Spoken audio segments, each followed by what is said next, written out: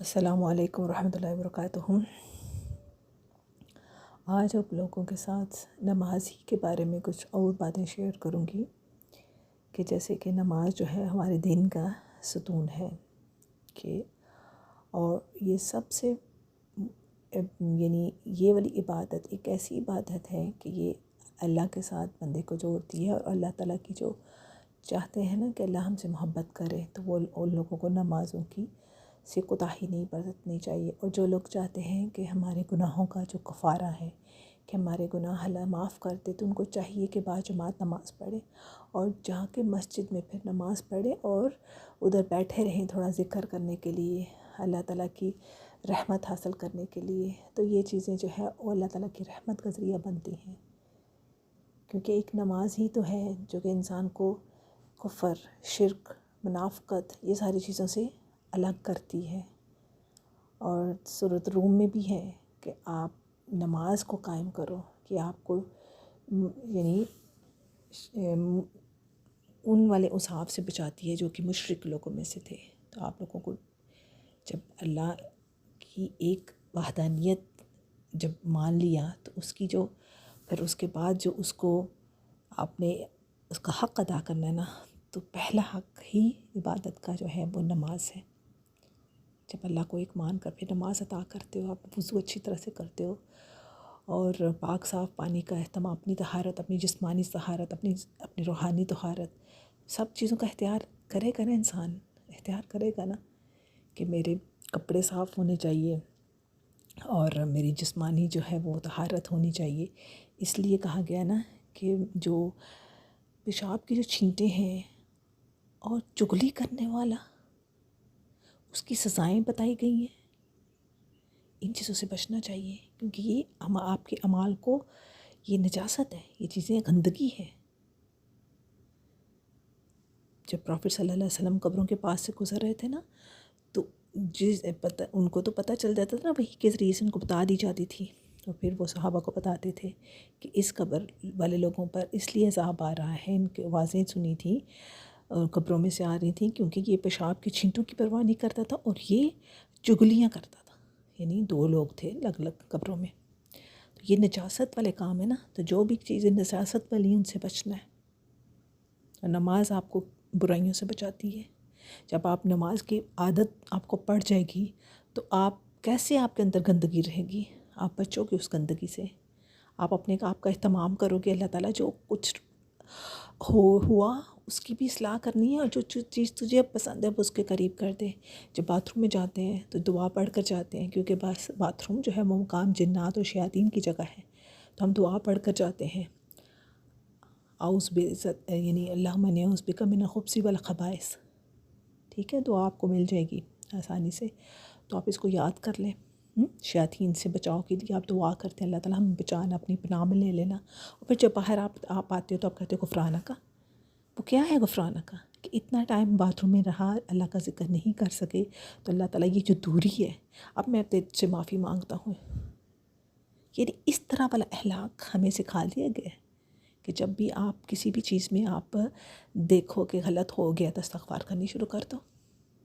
Bath room جانا غلط نہیں ہے، لیکن ایک انسان کے اندر کس طرح سے تقویٰ آتا ہے، کتنا ٹائم میں رہا، اللہ کا ذکر نہیں کیا، غفرانک کا، تو اللہ سے معافی مانگی جاتی ہے۔ ہاں، جب محفل سے نکلا جاتا ہے تو دعائیں پڑھی جاتی ہے کہ اللہ تعالیٰ سبحانک اللہم و بحمدک اشہد ان لا الہ الا انت استغفرک و اتوب الیک۔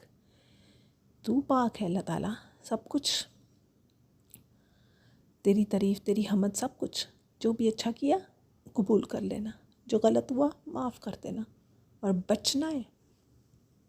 یہ نہیں اب ہم محفلوں میں بیٹھ کے چغلیاں اور یہ وہ سب کچھ کرتے رہے اور پھر بعد میں یہ دعائیں پڑھ کے کہیں گے اللہ غفور الرحیم ہے۔ بچنا ہے، بچنا ہی تو تقویٰ ہے، ٹھیک ہے نہیں؟ تو یہ جو بچنا ہوتا ہے نا، اسی مقام پر تو آپ جتنی بھی ایٹ لیسٹ کوشش جا کے کرو گے، تو پھر وہاں پہ بعد میں آپ یہ دعا پڑھو۔ یہ نہیں کہ اب سب چغلیاں کر لی، سب دوسرے کو گندہ کر دیا، یہ کر کے پھر یہ دعائیں پڑھ لی، یہ تو مذاق والی باتیں پھر لگتی ہیں۔ جتنی حد تک ہو سکتے ہو آپ بچو پہلے، پھر آپ یہ دعائیں پڑھو۔ تو یہ اخلاق ہمیں سکھایا جا رہا ہے. ہم ان اخلاق کو ویلیو دیں گے. یہ نجاست والی چیزیں ہیں. چغلیاں نجاست ہے. یس ہاں نجاست ہے. پیشاب کی چھینٹیں نجاست، ہاں نجاست ہے. تو جب یہ چیزیں آپ کو اللہ کے عذاب دیتی ہیں، پنشمنٹ دیتی ہیں قبروں میں، تو کیسے ہم کیسے ان چیزوں کا اہتمام نہیں کریں گے کہ ہم اپنی زبان سے اچھے الفاظ بولیں، نرم گفتگو کریں، مسکین کو کھانا کھلائیں. اور تہجد گزار کیسے بنیں گے؟ جن لوگوں کو عزت شرف چاہیے تو وہ کس طرح سے ملیں گا؟ جب آپ کسی مسکین کو، کسی ضرورت مند کی ضرورت پوری کریں گے، کسی کے ساتھ اچھی اخلاق سے بات کریں گے، نرمی سے بات کریں گے، اور پھر آپ یہ اگر سب کام نہیں کر سکتے تو تہجد کے وقت اٹھیں گے آپ، تو کس لیے اٹھیں گے؟ اپنے بستر چھوڑیں گے، آرام دہ بستر چھوڑیں گے اور اللہ کی یاد کے لیے اٹھیں گے. تو کون لوگ اٹھیں گے؟ جن لوگوں کو اللہ سے محبت ہے، جو چاہتے ہیں کہ اللہ کا قرب حاصل کریں. تو کیا وہ سارا دن پھر وہ فجر کے لیے نہیں اٹھیں گے؟ وہ اٹھیں گے. کہ کیا پھر وہ سارا دن لوگوں کے ساتھ بدتمیزیاں کرتے رہیں گے؟ نہیں. جہاں غلطی ہوگی اپنی پوری ایٹ لیسٹ کوشش کریں گے کہ ہم اپنے آپ کو بچائیں غلطیوں سے. کیونکہ تہجد کون اٹھتا ہے تہجد کے لیے؟ جن کو اللہ سے محبت ہوتی ہے، جو اللہ کی رضا چاہتے ہیں. جب اٹھ کر وہ ہر ایک کے ساتھ لڑائی نہیں کرتے، وہ پازیٹیو سوچتے ہیں، لوگوں کے ساتھ وہ معاملات کرتے ہیں کہ دوسروں کو تکلیف نہ پہنچے. وہ احسن گفتگو کرتے ہیں، لوگوں کے قصوروں کو ہائی لائٹ نہیں کرتے ہیں، پردہ ڈالتے ہیں ان کے اوپر. اللہ ان کے کام آسان کرتا ہے پھر، کیونکہ ان کو تو اللہ تعالیٰ کی قربت حاصل ہوگی نا. تو اللہ تعالیٰ کی جب مدد آتی ہے تو پھر انسان کے کام آسان ہو جاتے ہیں. تو ان کو چاہیے ہوتی ہے اللہ کی مدد، ان کو اللہ کی رحمت چاہیے ہوتی ہے، کیونکہ اپنے آپ کو وہ کچھ نہیں سمجھتے. اتنا سارا کچھ کر کے وہ کہتے ہیں کہ اللہ تعالیٰ ان سب کو قبول کرنا. استغفار کرتے وقت ان کا وقت گزرتا ہے. یہ کہاں سے ہم نے اخلاق سیکھا ہے؟ جو پروفیٹ صلی اللہ علیہ وسلم جو کہ رحمت العالمین تھے، وہ استغفار کیا کرتے تھے.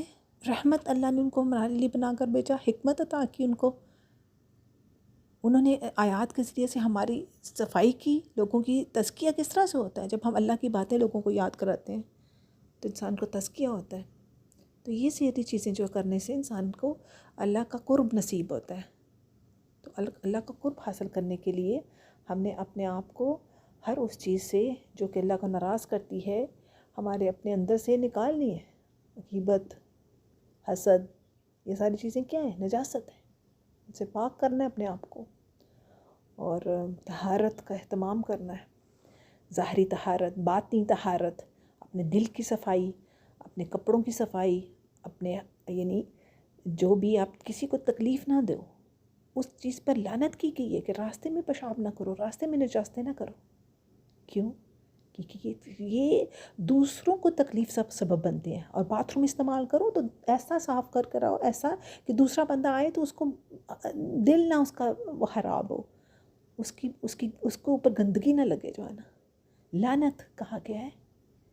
کیسے لوگوں پر لعنت پروفیٹ صلی اللہ علیہ وسلم نے کہا ہو کہ جو ایسا کرتے ہیں،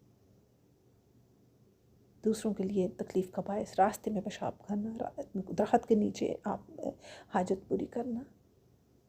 کیونکہ لوگوں کے آرام کی جگہوں کو کیوں آپ اسراف کرتے ہو؟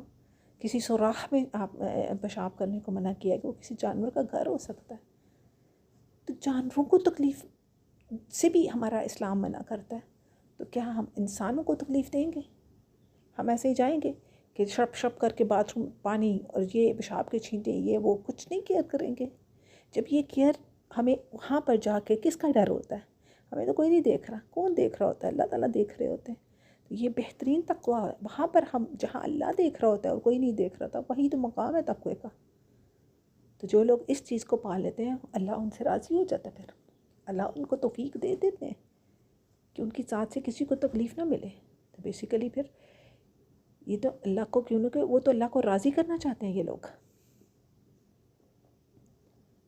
پھر اللہ ان کو ہمت بھی دے دیتے ہیں، وہ اپنی باتوں سے کسی کو تکلیف نہیں دیتے.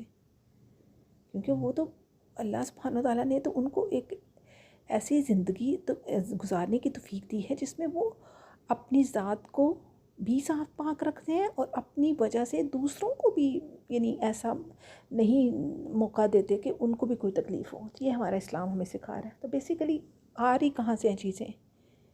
جب رب کو پہچان جاتے ہو نا سارے کام ٹھیک ہو جاتے ہیں.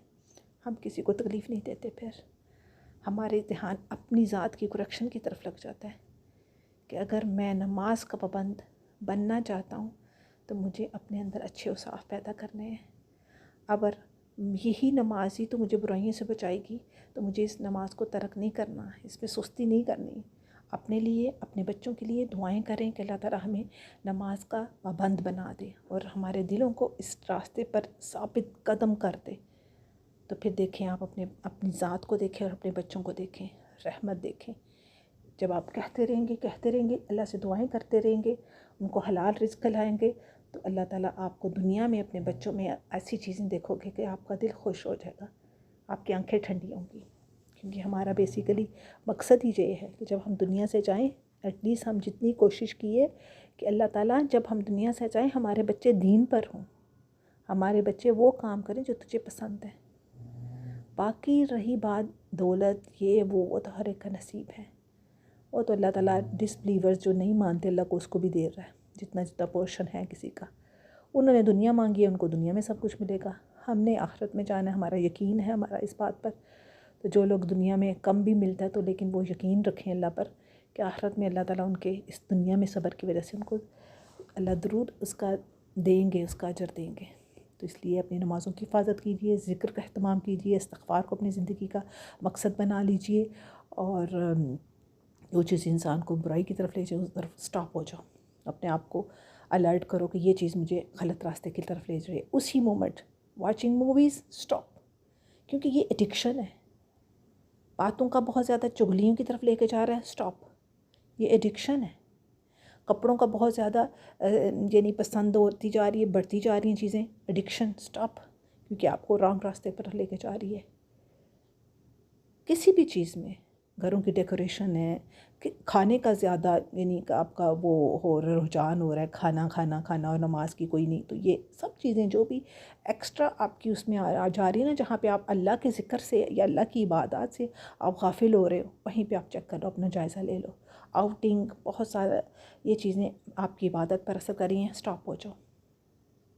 یہ چیزیں سمجھ لو. یہ چیزیں سمجھ جاؤ گے نا تو زندگی آسان ہے. یہ یوٹیوب، یہ فلاں اتنا زیادہ ٹائم سپینڈ ہو رہا ہے. دیکھو کیا قرآن پڑھ رہے ہیں، اتنا ٹائم دے رہے ہیں قرآن کو، عبادت کر رہے ہیں، ذکر کر رہے ہیں. جہاں کوئی بیمار ہے اس کو وزٹ کر رہے ہیں، کوئی ضرورت مند بہن بھائی ہے اس کو پوچھ رہے ہیں کس حال میں ہو. رانگ راستہ. Stop, check yourself and then correct yourself and ask help from اللہ سبحانہ و تعالیٰ. Then Allah will open your heart and then you can recognize what's right. Then hold this path and do lots of istighfar. اللہ معاف کر دینا، اللہ قبول کر لینا. یہ اخلاق یہ اپنائیے. السلام علیکم ورحمۃ اللہ وبرکاتہ. سبحانک اللہم و بحمدک اشہد ان لا الہ الا انت استغفرک و اتوب الیک.